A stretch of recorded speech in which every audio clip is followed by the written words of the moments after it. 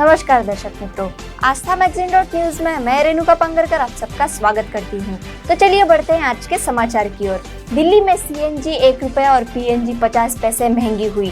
Petrol diesel की कीमतों में लगातार 2 दिन में बढ़ोतरी के बाद अब दिल्ली एनसीआर में सीएनजी पीएनजी गैस के दाम बढ़ाए गए हैं।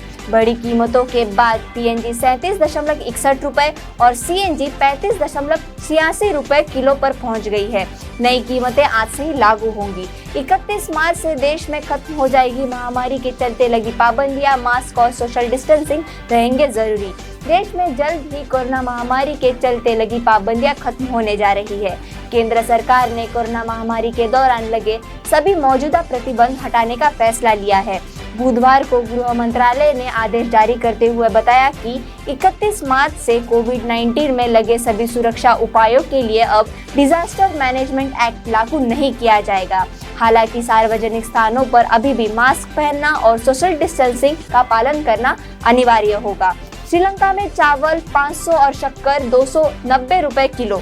1 किलो शक्कर 290 रुपए की, 1 किलो चावल 500 रुपए का और 40 ग्राम दूध 790 रुपए में। पड़ोसी देश श्रीलंका में महंगाई लोगों को भूखमरी की ओर ढकेल रही है। देश दिवालिया होने की कगार पर है, इसलिए नाउम्मीद हो चुके कुछ परिवार अवैध तरीके से भारत आ रहे हैं। उन्होंने बताया कि भारत लाने के बदले मछुआरों ने उनसे 50,000 से 3 लाख रुपए तक के लिए। रूस यूक्रेन समझौते के करीब पुतिन के एडवाइजर ने दिया इस्तीफा। रूस यूक्रेन जंग के 28वें दिन रूसी राष्ट्रपति व्लादिमीर पुतिन के सीनियर एडवाइजर एंटोनी चुबैस ने इस्तीफा दे दिया है। एंटोनी यूक्रेन पर हमले के विरोध में थे।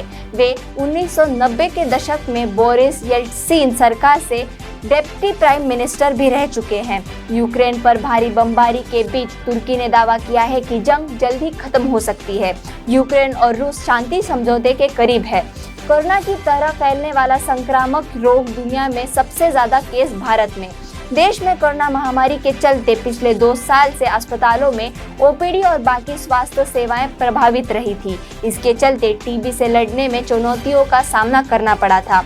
चंडीगढ़ में भी टीबी के मौजूदा मरीजों और नए मरीजों की पूरी जानकारी अस्पतालों तक नहीं पहुंच पाई है। पाकिस्तान में इमरान की फुर्सीडोली फौज से टकराव ने तख्ता पलट की राह खोली।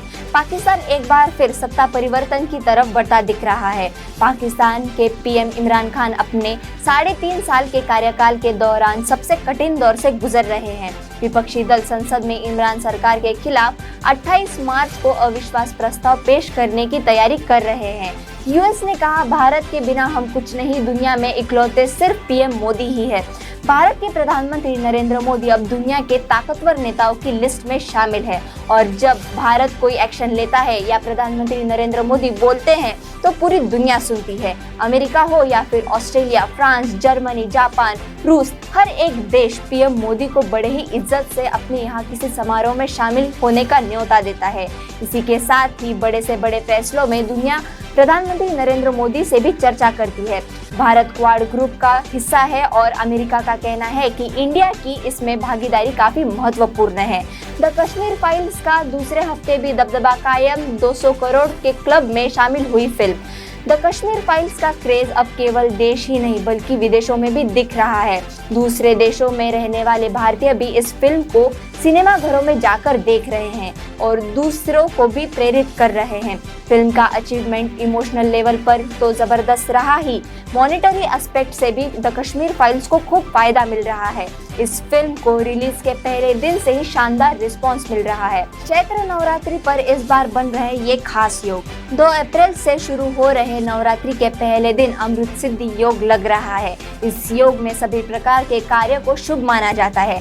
इस योग को अमृत फल देने वाला माना जाता है। बता दें कि नवरात्रि शनिवार के दिन रोहिणी नक्षत्र में शुरू हो रहे हैं, जिसके कारण इसे अमृत सिद्धि योग कहा जाता है। रवि योग सभी कष्ट दूर करने वाला माना जाता है। माना जाता है कि इस योग में पूजा करने से शीघ्र फल की प्राप्ति होती है। नवरात्रि के दिनों में ये योग 4, 6 और 10 अप्रैल को बन रहा है। इन दिनों में मां का चालीसा पाठ करना लाभकारी होता है। आईपीएल के मैचों पर आतंक का साया, दहशतगर्दों ने की थी वानखेड़े स्टेडियम और ट्राइडेंट होटल की रेकी। आईपीएल में इस बार आतंकी साया मंडरा रहा है। मुंबई पुलिस ने आईपीएल के मैचों पर आतंकी हमले का अलर्ट जारी किया है। एटीएस से पूछताछ के दौरान गिरफ्तार किए गए आतंकियों ने यह बात कबूली है। आतंकियों ने वानखेड़े स्टेडियम, ट्राइडेंट होटल और आसपास की रोड की रेकी की और सुरक्षा का भी जायजा लिया। आईपीएल मैचों को देखते हुए स्टेडियम, खिलाड़ियों के ठहरने वाले होटलों में भी सुरक्षा बढ़ा दी गई है। गुजरात विधानसभा में राष्ट्रपति रामनाथ कोविंद का संबोधन। राष्ट्रपति रामनाथ कोविंद अपनी 2 दिवसीय गुजरात यात्रा पर है और आजादी का अमृत महोत्सव समारोह के तहत गुरुवार को विधानसभा को संबोधित किया। यह संबोधन आजादी के 75 साल पूरे होने पर केंद्र सरकार के आजादी का अमृत महोत्सव समारोह का हिस्सा है। गुजरात विधानसभा के एक वरिष्ठ अधिकारी ने कहा कि यह राष्ट्रपति का गुजरात विधानसभा में अब तक का पहला संबोधन है। इसकी घोषणा स्पीकर नीमाबेन आचार्य ने बुधवार को प्रश्नकाल के बाद सदन के पटल से की।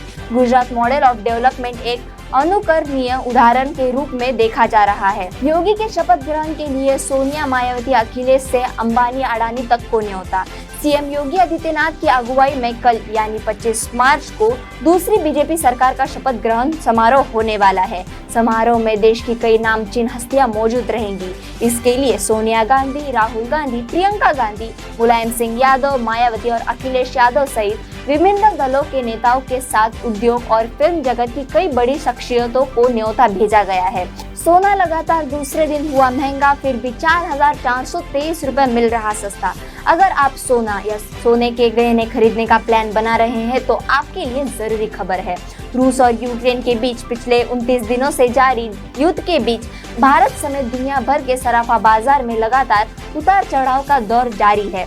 इसी कड़ी में इस कारोबारी हफ्ते के चौथे दिन आज गुरुवार को सोने के साथ साथ चांदी की कीमतों में भी तेजी देखी जा रही है। आज सोना 140 रुपए प्रति 10 ग्राम महंगा होकर खुला, जबकि चांदी की कीमत में 36 रुपए प्रति किलो की तेजी देखी जा रही है। श्रीलंकाई नौसेना ने 16 भारतीय मछुआरों को किया गिरफ्तार, लगाया ये बड़ा आरोप।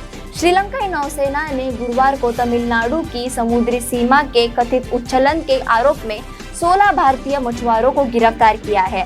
मत्स्य विभाग के अधिकारियों का कहना है कि 2 अलग-अलग मामलों में गिरफ्तारियां की गई है। श्रीलंकाई नौसेना ने 2 मशीनीकृत नौकाओं को भी जब्त किया है। ऐसे ही समाचार और देश विदेश की खबरों को सुनने के लिए हमारे आस्था मैगजीन.न्यूज को लाइक करें, शेयर करें और सब्सक्राइब करें। धन्यवाद। સંસ્કારોનું સિંચન કરતું પારિવારિક મેગેઝિન એટલે આસ્થા ગુજરાતી મેગેઝિન અને ડિજિટલ વેબ ન્યૂઝ પોર્ટલ. આસ્થા સમાચારોનું સચોટ માધ્યમ. વધારે માહિતી માટે વિઝિટ aasthamagazine.news.